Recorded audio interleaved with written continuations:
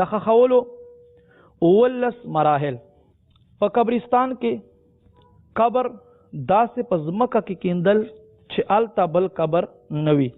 د قبر لمبایي دا واورئ چې په دې کې مونږ ډیرو کسانو ته مغالطه راځي او ډیر کسان په دې کې خطا کیږي. نو یاد وساتئ زما خوږو اسلامینو بهتره طریقه دا دی چې قبر دومره وکیندلی شي چې څومره دا سړی قد وي، او که دومره نه وي نو بیا د نصف قد برابر، او په چوړایي کې د نصف قد برابر، او په اوږدواله کې به قبر دومره اوږد وي چې مړی په آرام سره پکې راځي، خپو طرف ته یا سر طرف ته تنګ نه وي او د څه تکلیف نه وي. دریم نمبر، که په قبر کې پخه خخته یا بلاک یو داسې شیز لګېدلی وي چې هغه اور ټچ کړی وي، نو ما خوږو اسلامینو حکم دا دی چې هغه ته به له خټو نه ګاره جوړه کې او په هغې باندې به خټه لني لمده خاوره راکاږي. دننه په تختو باندې یاسین شریف، سوره ملک، درود تاج شریف او نور اوراد و وظایف ویل او بیا به هغه په باندې دم کړي. پنځم، مخامخ دیوار کې به تاک جوړ کې پیغه کې عہد نامه، شجره شریف، نقش هرکارا او دین علاوه دیگر تبرکات با کېږدي. او مړی چې قبر ته ښکته کوي نو قبلې له طرفه بیا ورښکته کوي. ښځه ښکته کولو په وخت به پرده لګوي او مکمل ستر پوشي به کوي. ښه خبره دا دی چې ټول د دې خپل وي. قبر ته ښکته کولو په وخت باندې به بسم الله وعلی ملت رسول الله ووایې. نمبر 9، قبر کې مړی ښي طرف ته سملول یا مخ یې قبلې ته کول پکار دي، او مړی سر خواته به نرمه خاوره وخوروي، ورته کې به ږدي په نرمه خاوره باندې به سر ږدوي.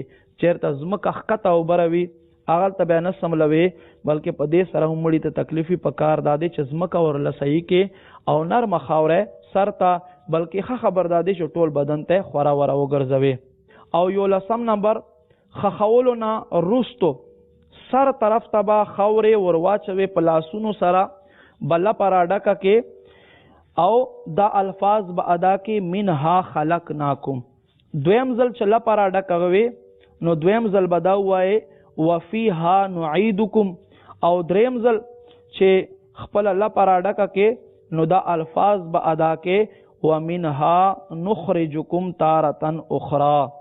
11 نمبر، د مړي قبر چې جوړوي هغه به د اوښ کوهان شانتې یعنی ډلوان شانتې جوړوي، څنګه چې دا اوښ ملاوي کوهان ته راوتوي، قبر به په دې طریقې سره جوړ کې. خخولو نه بعد اوبه پېشیندل د قبر له پاسه. او 14 نمبر، په قبر ګلونه اچول، ولې چې دا تر څو پورې تر او تازه وي تر هغه وخت پورې دا تسبیح کوي. 14 نمبر، دفن نه بعد سر خواته سورة البقره شروع آیتونه مفلحون پورې ویل، او خپو طرف ته بیا د سوره بقره اخیرنی آیتونه ویل کېږي.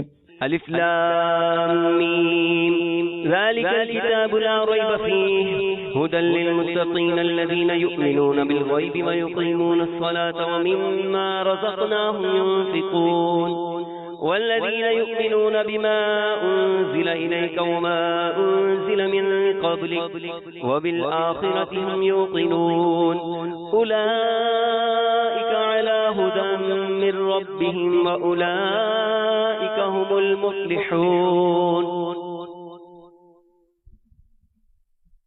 بسم الله الرحمن الرحيم. آمن الرسول بما أنزل إليه من ربه والمؤمنون كل آمن بالله وملائكته وكتبه ورسله لا نفرق بين أحد من رسله وقالوا سمعنا وأطعنا غفرانك ربنا وإليك المصير.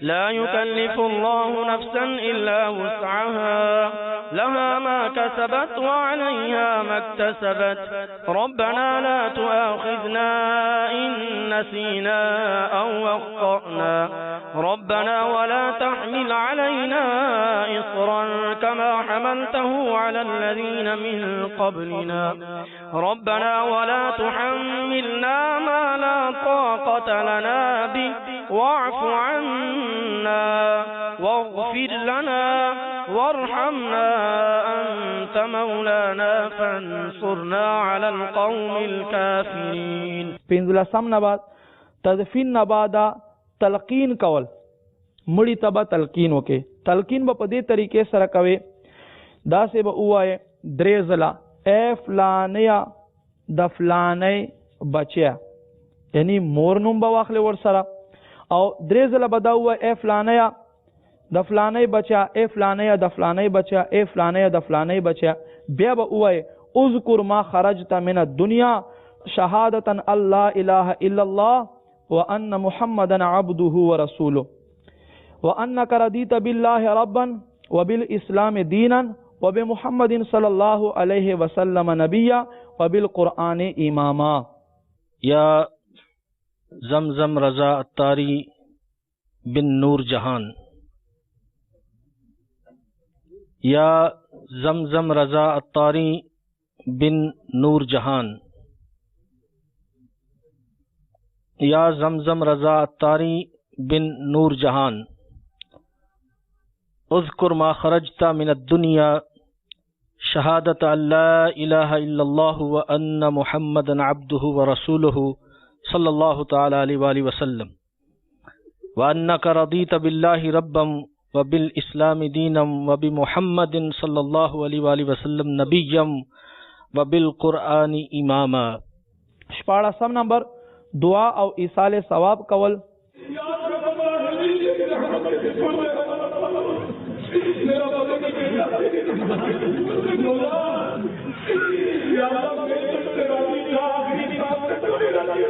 آمین